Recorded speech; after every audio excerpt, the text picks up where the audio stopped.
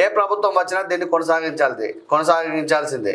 21,000 కోట్ల వడ్లను తాకట్టు పెట్టిన గత ప్రభుత్వం నల్గొండకు నీళ్లు ఇవ్వాలనే ఆలోచన బీఆర్ఎస్కు లేదు. ఎస్ఎల్బీసీని పట్టించుకోలేదు. ఓట్లు సీట్లపైన వారి ధ్యాస. కాళ్ళలో కట్టబెట్టి కింద పడేయాలని చూస్తున్నారు. మా కార్యకర్తలు కళ్ళలో కారం కొడతారు. రేవంత్ రెడ్డి హుజూర్ నగర్లో సన్నబియ్యం పథకాన్ని ప్రారంభించిన సీఎం. నియోజకవర్గానికి వ్యవసాయ కళాశాల మంజూరట. అయితే ఏప్రిల్ 2 లేదా 3 ముహూర్తం అట. మంత్రివర్గ విస్తరణపై గవర్నర్కు సీఎం సమాచారం. ఉగాది సందర్భంగా జిష్ణుదేవ్తో రేవంత్ మర్యాదపూర్వక భేటీ. ఎస్సీ వర్గీకరణ బీసీ బిల్లులపై ఇరువురి మధ్య చర్చ జరిగిందట.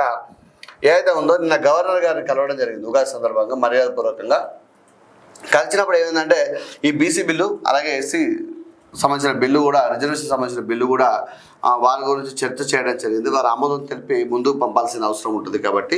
అలాగే రెండొక విషయం ఏంటంటే ఏప్రిల్ 3న ఈ మంత్రివర్గ విస్తరణ అని చెప్తా ఉన్నారు. కాకపోతే ఇక్కడ ఆశావాహుల సంఖ్య పెద్దగా ఉన్నది, ఇచ్చే సంఖ్య తక్కువ ఉన్నది కాబట్టి ఎవరికి ఇస్తారని చెప్పి ఇంకా కూడా పీఠముడి ఇంకా గట్టిగానే పట్టుకొని ఉన్నది. అది ఎప్పుడు విప్పుతారు ఏం కథ అని కూడా రకరకాల ప్రయత్నాలు జరుగుతూ ఉన్నాయి. అంటే ఇచ్చే వాళ్ళకైతే ముందే చెప్పినారట మీకు ఇస్తాము ఈ సంగతి చెప్పినారట. మరి ఆశావాహులకు ఏమి ఇస్తా అన్నారు, ఏ విధంగా జరుగుతుందని కూడా చూడాల్సిన అవసరం అయితే ఉంటుంది. అంతే కదా. అలాగే ఇంకొకటి ఏంటంటే ఇక్కడ ఉచితంగా సన్నబియ్యం చరిత్రలో శిలాశాసనంగా నిలిచిపోయే రకంగా ఉంటుంది. అంటే వాస్తవానికి కూడా ప్రతి పేదవానికి కూడా ఇప్పుడు కంట్రోల్ బియ్యం అంట మనం దొడ్డు బియ్యం ఇచ్చినప్పుడు వాళ్ళు ఏం చేస్తారంటే ఇప్పుడు అందరు ఇంటి పక్కడు సన్నబియ్యం తింటే మనం సన్నబియ్యం తినాలి. రకరకాల చికెన్ అంటే ఇప్పుడు వాసన అయితే మనం చికెన్ తినంటే ఈ సంస్కృతి అన్ని రాష్ట్రాల్లో పెరుగుతూ ఉంటుంది, అన్ని జిల్లాల్లో పెరుగుతూ ఉంటుంది. అంతే కదా వాస్తవానికి. అయినప్పుడు ఇక్కడ ఏం జరుగుతుందంటే మిత్రమా, అంటే వేరే ఉద్దేశం కాదు మిత్రమా. అయితే ఇక్కడ ఏం జరుగుతుందంటే దొడ్డు బియ్యం అని ఇచ్చినప్పుడు ఏమవుతుంది అంటే వీళ్ళు అమ్ముకొని అంటే ₹2 ఫ్రీకి ఇచ్చినప్పుడు ఏమైందంటే ఈ ₹5 ₹10 ఆ వ్యక్తికి అమ్ముతారు. అమ్మి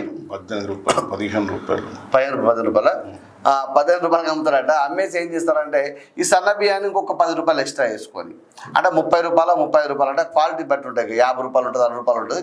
అట్లా క్వాలిటీని బట్టి ఒక ₹35-40 సన్న బియ్యం తెచ్చుకుంటారు. ఇంకొక ₹20 అంటే సగానికి అంటే ఇప్పుడు ఒక ₹18 అమ్మితే ఇంకో ₹18 కలుపుకొని ఈ బియ్యాన్ని కొనుకొచ్చుకొని వారి కుటుంబం తినడం జరుగుతూ ఉంది. అయితే ఈ సన్న బియ్యం వల్ల ఏమవుతుంది జరుగుతుందంటే మిత్రమా, ఇక ఈ బయట పక్కదారులు పోవు, వాళ్ళు బయట కొనే వాళ్ళు వాళ్ళకు ఇంకోటి ఏంటంటే వాళ్ళు బయట మరొకటి, రెండోది ఈ బయట మళ్ళా కొనే అవసరం తప్పుతుంది. దాంతో వీళ్ళు ఏం చేస్తారు, చిన్న మధ్యతరగతి కుటుంబాలు కానీ పేద కుటుంబాలు ఏం చేస్తాయి అంటే వీటిని ఇంటి అవసరాలకు వినియోగించుకోవడం జరుగుతుంది.